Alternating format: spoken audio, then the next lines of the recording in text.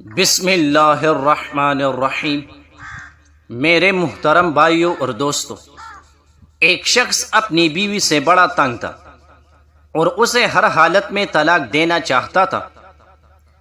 ایک دن اس نے دیکھا کہ اس کی بیوی سیڑھی پر چڑھ رہی ہے۔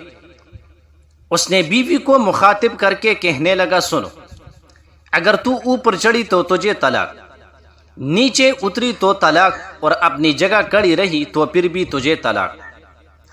اس عورت نے اپنے خاوند کی طرف دیکھا، لمحہ بھر کے لیے رکی، ذرا سوچا، اور پھر اس کے خاوند نے دیکھا کہ اس نے سیڑھی سے چھلانگ لگا دی۔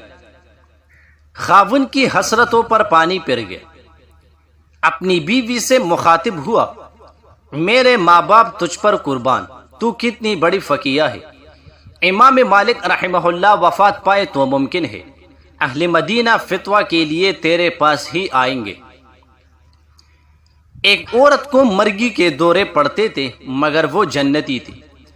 امام بخاری و مسلم رحمہ اللہ یہ حدیث بیان کرتے ہیں کہ ایک مرتبہ عطا بن ابی رباح رضی اللہ عنہ حضرت عبداللہ بن عباس رضی اللہ عنہ کے ساتھ کھڑے تھے کہ سامنے سے کالی رنگ کی ایک لونڈی گزری۔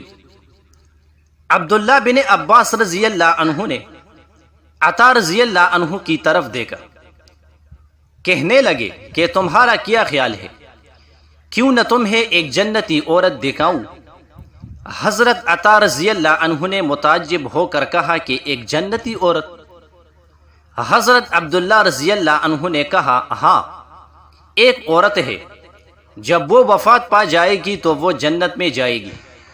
عطا رضی اللہ عنہ نے تعجب کیا، کہنے لگے کہ مجھے دکھائیے وہ کون سی خوش نصیب خاتون ہے جو جنتی ہے، ہمارے درمیان رہتی ہے، بازار و گلیوں میں چلتی پھرتی ہے۔ عبداللہ رضی اللہ عنہ نے کالے رنگ کی اس بوڑھی لونڈی کی طرف اشارہ کیا، کہنے لگے کہ وہ بوڑھی عورت جنتی ہے۔ حضرت عطا رضی اللہ عنہ نے پوچھا، ابن عباس رضی اللہ عنہ، آپ کو کیسے معلوم ہوا کہ وہ جنتی ہے؟ جواب دیا کہ کئی سال گزرے، یہ کالی لونڈی اللہ کے رسول صلی اللہ علیہ وسلم کے پاس آئی، تب اس کو مرگی کے دورے پڑتے تھے۔ اس نے اللہ کے رسول صلی اللہ علیہ وسلم کے پاس آ کر شفا کے لیے دعا کی، درخواست کی۔ وہ کہنے لگی کہ میری زندگی عجیب ہو گئی ہے، بچے مجھ سے ڈرتے ہیں، میرا مذاق اڑاتے ہیں، مجھ پر ہنستے ہیں، میں بازار میں ہوں یا گھر میں یا لوگوں کے پاس، اچانک مجھے دورہ پڑتا ہے اور مجھے ہوش نہیں رہتا۔ میں اس زندگی سے تنگ آ چکی ہوں، اللہ کے رسول صلی اللہ علیہ وسلم اللہ سے دعا فرمائیے کہ وہ مجھے شفا عطا فرمائے۔ نبی کریم علیہ السلام نے چاہا کہ صحابہ کرام رضی اللہ عنہم اجمعین کو صبر پر درس دے۔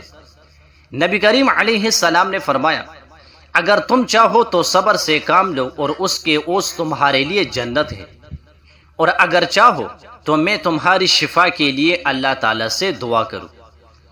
نبی کریم علیہ السلام نے جب بات ختم کی تو اس عورت نے غور و فکر کیا، سوچا، اپنے حالات اور اپنے بیماری کو دیکھا، نبی کریم علیہ السلام کے فرمان کو اپنے دل میں دہرایا۔ اب وہ دونوں میں فیصلہ کرنا چاہ رہی تھی کہ کس کو اختیار کرے، صبر کو یا دنیاوی آرام کو۔ سوچا اور غور کیا کہ دنیا طوفانی ہے، اسے ایک دن ختم ہو جانا ہے، میں جنت کی طلبگار کیوں نہ بنوں، اس کی چاہت کیوں نہ کروں؟ اور پھر اس نے اپنا فیصلہ صادر کر دیا، اے اللہ کے رسول صلی اللہ علیہ وعلا آلہ وسلم، میں صبر سے کام لوں گی، لیکن جب مجھے مرگی کی دورہ پڑتا ہے تو میں بے پردہ ہو جاتی ہوں، اس لیے کہ آپ اللہ تعالیٰ سے دعا فرمائیے کہ وہ مجھے بے پردہ نہ کرے۔ نبی کریم علیہ السلام نے اس کے حق میں دعا فرما دی۔ حضرت ابو درداء رضی اللہ عنہ نے عجیب دل ہلانے والی نصیحت کی۔ ابن ابی خاتم میں ہے کہ جب مسلمانوں نے غوطہ میں محلات اور باغات کی تعمیر اعلیٰ پیمانے پر ضرورت سے زیادہ شروع کر دی تو حضرت ابو درداء رضی اللہ عنہ نے مسجد میں کھڑے ہو کر فرمایا، کہ اے دمشق کے رہنے والوں سنو۔ لوگ سب جمع ہو گئے تو آپ نے اللہ تعالیٰ کی حمد و ثنا کے بعد فرمایا کہ تمہیں شرم نہیں آتی؟ تم خیال نہیں کرتے کہ تم نے وہ جمع کرنا شروع کیا جس کو تم کھا نہیں سکتے؟ تم نے وہ مکانات بنانے شروع کر دیے جو تمہارے رہنے سہنے کے کام نہیں آتے۔ تم نے وہ دور دراز کی آرزویں کرنی شروع کی جو پوری ہونی محال ہے۔ کیا تم بھول گئے تم سے اگلے لوگوں نے بھی دولتیں جمع کر کے سنبھال کر رکھی تھی، بڑے اونچے اونچے پختہ اور مضبوط محلہ تعمیر کیے تھے، بڑی بڑی آرزویں باندھی تھی، لیکن نتیجہ یہ ہوا کہ وہ دھوکے میں رہ گئے، ان کی پونجی برباد ہو گئی، ان کے مکانات اور بستیاں اجڑ گئی۔ عادیوں کو دیکھو کہ عدن سے لے کر عمان تک ان کے گھوڑے اور اونٹ تھے، لیکن آج وہ کہاں ہے؟ جزاک اللہ۔